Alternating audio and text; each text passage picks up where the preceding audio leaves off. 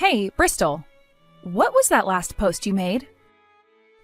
Oh, so you had a look at that?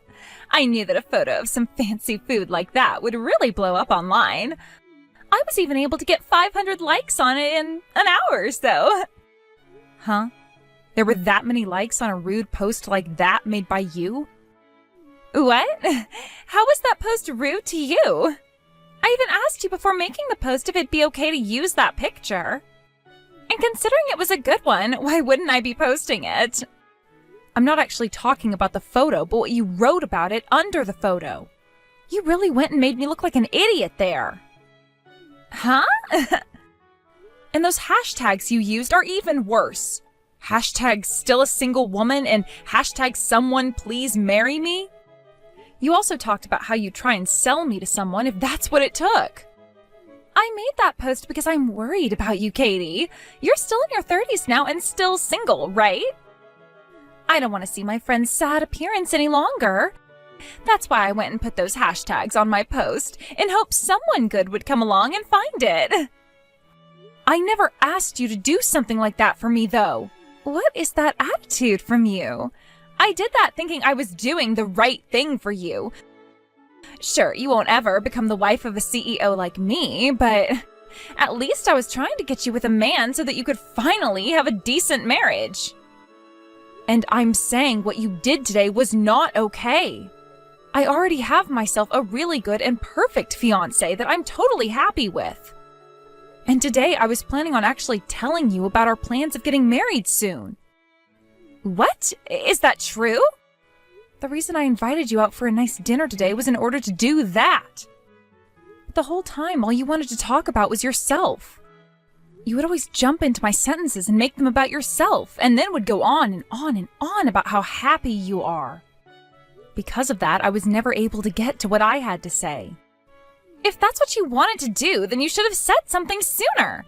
I never noticed you had anything to say to me. But if you're really going to get married now, that's great. Now you'll finally be able to graduate from being a sad little lonely loser. So would you please go and delete that post you made right now for me? Sure thing. I'll go edit it saying that you're finally getting married. Now, you tell me about the man you plan on marrying. How much is he making a year? What kind of car is he driving right now? And does he have a place of his own, like a house? Hold on, Bristol. What do you think you're doing asking questions like that about my fiancé when you only just learned I planned on getting married to him? Aren't those some important questions, though? If you want to have a happy marriage, you will need to rely on the financial wealth that your husband has for you, right? Oh, could the man you're with be a business owner like my husband is? No, he's just your average office worker. But he's really happy with the type of work he gets to do. And because of that, he was recently looked at by Midori Commercial Affairs. That really is pretty amazing of him. Midori Commercial Affairs is that company where most people go from university to making $100,000 in their first year of working there without a hitch. If that's where he's going to be going, that must mean he really is a big deal. Wait, is it really that amazing of a company? I knew that it was a very famous company and all. You really have a good husband in there, don't you? That must mean that his family's pretty amazing as well then, right? Where is his family living right now? His parents have had a lot of money and properties as well, right? Actually, he doesn't have a father right now. Sounds like from a young age, his parents had divorced and he was left with his mother. What? So he only had a mom growing up? But his mother is a very interesting person. She's a very powerful woman, and to me, she's not only very kind, but the perfect woman. I think her and I will be able to get along really well. Katie, you need to end your plans of marrying that man right now, I think. The worst man you could marry is one that comes from a moneyless and fatherless family like that. What? From what you've told me, he seems to have plans of working at a very good company next and making some decent money there. But if he never had a good enough upbringing, then your future is sure to become rough for you. So I'm recommending you leave that man right now. Don't talk about his upbringing like that. And would you stop calling his mother moneyless just because her husband left her a long time ago? Uh-huh. What kind of an attitude is that now? I'm only being kind by worrying about you like this. I know that a mother-in-law like her will do nothing but cause you pain and frustration as you guys get older. I'm happy to hear that you're worried for me, but you're not helping right now. I happen to really love my fiancé, and I also happen to really respect his mother. So there's no thought in my mind of leaving this marriage we have planned. Is that right? I'm just trying to warn you is all, yet the fact that you're still going to go down that road to sadness makes you a certified idiot. So you're really against me getting married to him now? I wanted to invite you out to my wedding since you're a good friend of mine, and I was planning to have you give a speech for me and everything, but I'm not going to ask that of you anymore. What? Giving one of those speeches would be me standing out in front of everyone to talk about you, right? If that's what you wanted from me, then I'm in. I will definitely be coming to your wedding now. If I can have someone getting a ton of photos of me up on stage giving a speech, that will rocket me to fame on Instagram, won't it? What? I never said I was against you getting married to that man. I just felt bad for you as your friend for wanting to get married to a moneyless man like him. But if you're still wanting to marry him, go ahead and do what you want. Now that means you can still leave that speech you planned on having me do up to me. And make sure there's a really good photographer there during your wedding who will take amazing pictures of me, please. I made sure to send out all the invites for you. That means we should be pretty much complete with all the preparations for the wedding, right? All we have left to do is make that guest list and set up the chairs and whatnot for all of them. That seems about right. I just have to finish deciding which dress I'd like to wear and what food we should all have for our dinner there. By the way, how did things go with finding someone to give a speech for you? I feel you should make up a special invitation just for them if they're going to be the one you choose to rely on, right? I already have that figured out. I already asked a longtime friend of mine to do it for me. But just in case, I was thinking of asking one other person to act as a sort of a backup, just in case. What? What do you mean by just in case? If your one friend is already saying they'll do it, then there shouldn't be any issues, right? When I first asked her to give the speech, she was really into it. But I don't think what she's going to have to say about me is going to be any good. And recently online, she's been saying things like, I don't want to do this after all, and this is a pain in my butt. She's saying things like that online? That woman happens to have a lot of secret accounts online. And perhaps she thought I'd forgotten about them all and was posting those things. But even if she's saying things like that about it, I can't just go asking her not to do it for me anymore. So she doesn't expect that her good friend is looking at what she's posting on that other account? Yet you still don't want to tell her not to bother now? That's right. That's why, just in case, I'm going to ask one other person to prepare a speech for the wedding. I would hate to have to ask someone last minute to get up in front of everyone without anything prepared for me. I think that's a good idea, then. I'd hate to put someone else in a nerve-wracking position like that. If you don't trust your one good friend enough, I think it's the right play having someone else ready to give that speech. I just really hope that she gets a grip since she's a friend of yours from when you were both young and really does give an amazing speech. I hope so too, and that hopefully means that things will be okay. By the way, have you figured out who you want to give your speech, Andy? I had a friend say that they'd been wanting to give the speech before I even asked anyone. He's a really good friend of mine from university, and the moment I went and told everyone I'd be getting married, he replied wanting to give the speech for me. That's so awesome!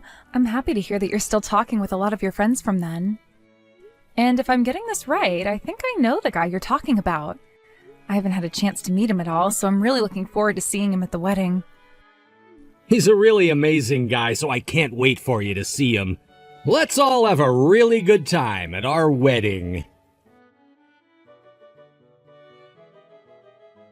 I'm sorry, Katie. I'm not going to be able to go to your wedding today after all. So could you please cancel that speech I was supposed to give? What? What's happened that's causing you to have to not show up now? Did you run into some issues on your way out here this morning? Not at all. I just don't want to go now, so I'm not going. I can't be seen at the wedding of some moneyless man. So I wanted to make sure to tell you I wouldn't be coming as soon as possible. What? That's a lie, right? You're just joking about not coming to your best friend's wedding with a reason like that, right? I would never joke about something like this. I won't be coming today, and I will most certainly not be giving that speech today now. Why would you wait until now to tell me this? I get that it was a pain in your butt to have to give a speech and all, but what makes you think you can cancel with only hours left before my wedding? Wow, Jesus. Did you have a look at one of my secret accounts or something? But you couldn't have seen everything I was saying online, right? Everything? I was really wanting to give your speech when you first said something about it, but after that I realized it really was a pain for me. And when thinking about how your husband comes from a mom with no money at all, that really helped seal the deal. I mean, look at me. I married a CEO and am now his wife, right? Which means that for the sake of my husband's image, I have to be more careful of who I'm hanging out with. What? Having said that, you understand what this means, right? If I were to go to the wedding of some moneyless lowlifes, I'd be tripping up my husband. Which is why I won't be getting to your wedding now, and that speech will have to be canceled. That's really mean of you, Bristol. How dare you cancel on the day of my wedding, and how dare you talk about your best friend like that? Oh, one other thing. Since I have you right now, I'm thinking about ending this friendship between you and I. I don't need a good friend who's on the path to becoming a lowlife herself. From today, you are no longer my friend anymore. That's right. You and I are no longer friends anymore. Your fault for getting married to a moneyless man like that. Now, you go and take me off the list, please. And forget about that promise I made to you about the speech. As the wife of a CEO, I can't be going to the wedding of the poor. Well, your husband, the CEO, is here. What? But you're not going to be coming now, right? I'll have to go and let him know that his wife will no longer be here today to give her speech with him. He told me that if you weren't going to come, he'd be willing to give a speech for me as well. So I need to go chat with him right now. Bye-bye. Huh? You hold it right there. What do you mean my husband is at your wedding right now? Why the hell would my husband be going to the wedding of a man from a fatherless, poor household? I only learned about this a little bit ago. Your husband and mine both went to the same university together. And not just that, but your husband was a year later than mine, yet they still became really good friends with one another. Are you kidding me? Your husband happens to run a company, right? And it's not just him, but his parents as well who run companies, right? That's right. Both of his parents have been running financing companies and have a ton of money themselves. And I became the wife of such a wealthy family. So why would my husband be willing to make friends with some moneyless man like your husband? Since both of his parents had companies to manage, your husband never really had time to spend with them, right? I hear that your husband never even had a bite of any of the food that his mother could supposedly cook. Anyway, he went to university with my husband, and that's where they both became really good friends. And sometimes when they'd finish class, he'd go over to my husband's mother's place to stay the night. And at that time, he was able to enjoy all of the cooking that his mother would make. Then that led to them becoming even closer to one another, like they were both brothers or something. They're that close to one another? Even his mother likes to call him her second son, and your husband likes to call her his mother at times. That's the level those three are on. What? I always heard stories from my husband about how he had this really amazing friend from back in university. But then he'd explain to me that he'd became a very busy man, and that's why he was never able to go out and see him very often anymore. Today was the first time I've ever been able to see him, and my husband's first time seeing him for some time. But I never once knew that he was going to be your husband, of all people. Well, now that you mention it, he was saying that today he'd be going out to his friend's wedding, but I never thought that friend would be your husband. I never thought he was good friends with a poor loser who never had a father. He's just as shocked as we are. We never thought that there'd be such a connection between the three of us. But after having all been able to talk about it now, we can see just how crazy of a coincidence this has been. No way. And while we've been talking, you still had not arrived, and we joked for a second about how you might say you weren't coming last minute. We also joked with your husband about how if you didn't show up, he'd be able to give the speech for both my husband and I. I just never thought these jokes would become a reality, and I'd have to go ask your husband for such a thing. I can come out there right now. I'll even give that speech for you, so don't tell my husband anything. Don't take away that seat you have for me. Oh, don't force yourself to be here.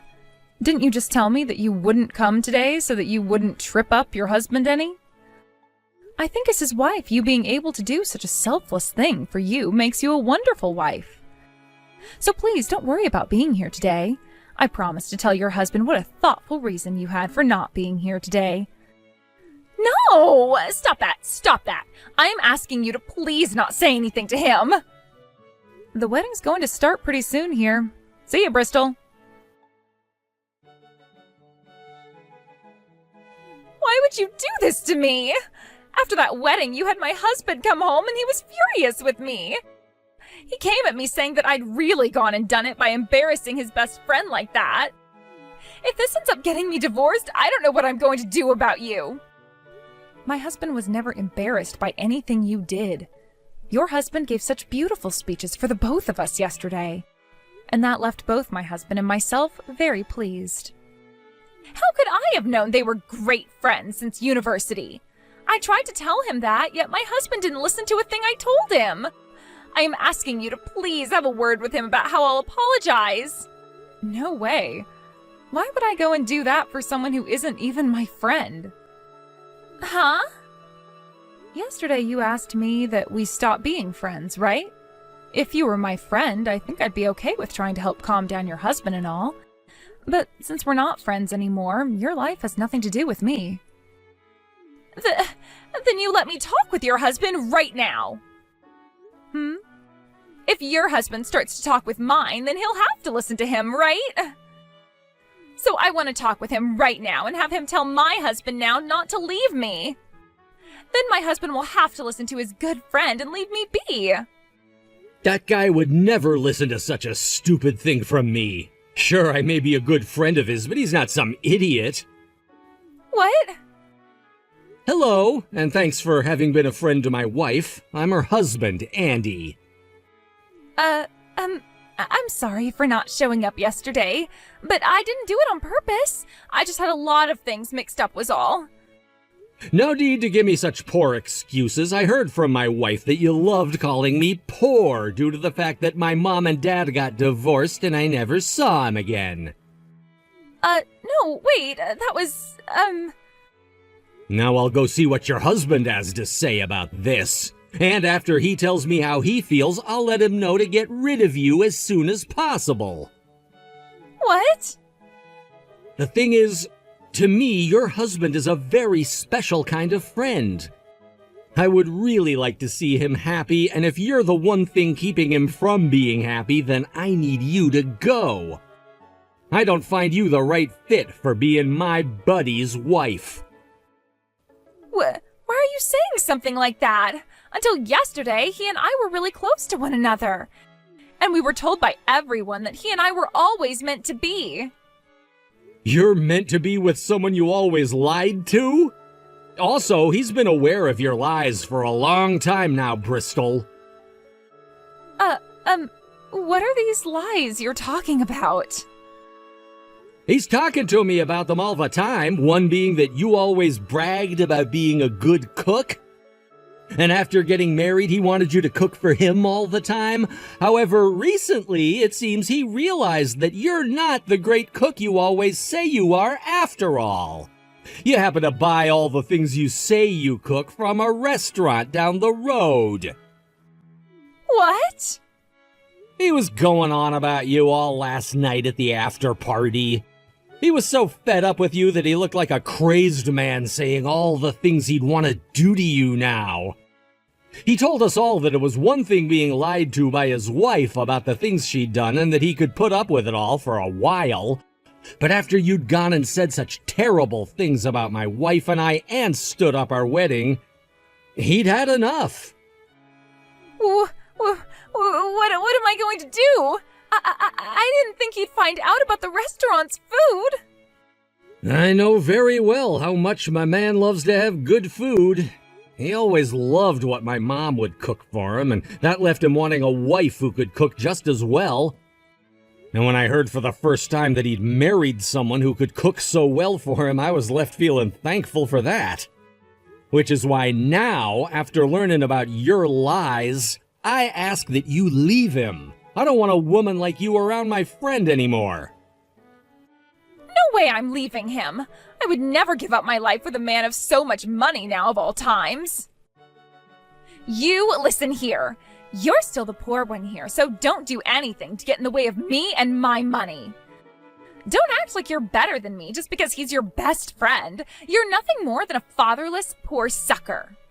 You're right. I never grew up with a father. But ever since I can remember, my mom's been running her own business. And as for me, while working as an office man, I've run a store of my own, so you don't have any right calling my mom or me poor.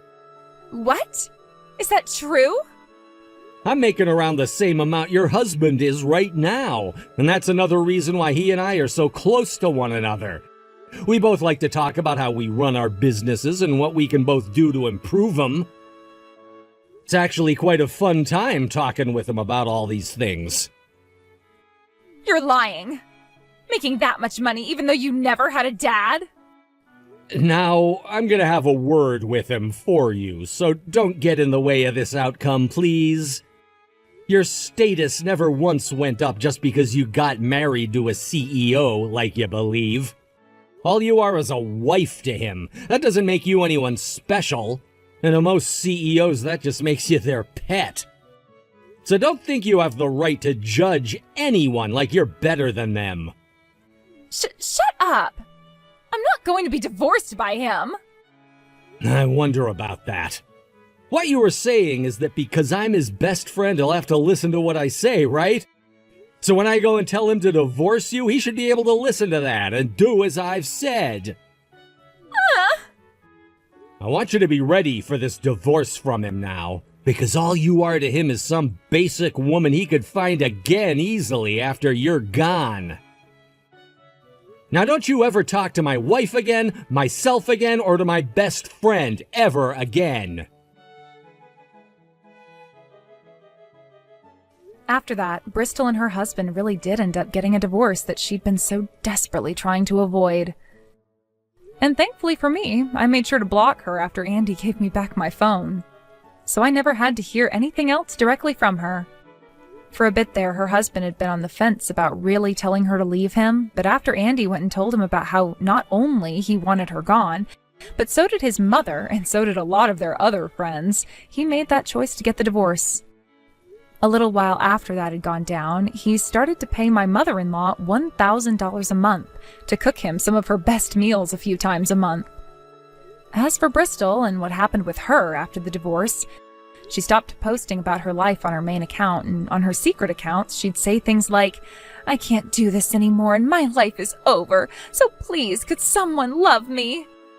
Such sad and depressing posts like that would go on for weeks and months. And soon those all stopped as well, as not a single person actually cared about what happened to her, and she was left with no likes or replies to any of her posts. I'm not sure what's happened to her since she stopped posting anything on any of her accounts, but the last time I went and had one final look, every single one of the accounts had been erased, and that was the last bit of Bristol gone from existence.